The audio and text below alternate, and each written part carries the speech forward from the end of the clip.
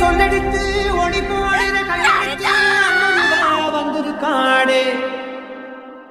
பல போர்படை இருக்கலாம் எதிர்பார்த்தது இவனத்தான் ஒருவன் வந்திருக்காடே.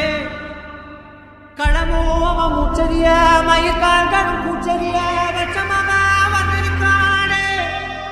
அட நம்ம நினைச்சது நடந்துருமா சிங்கம் மறுபடி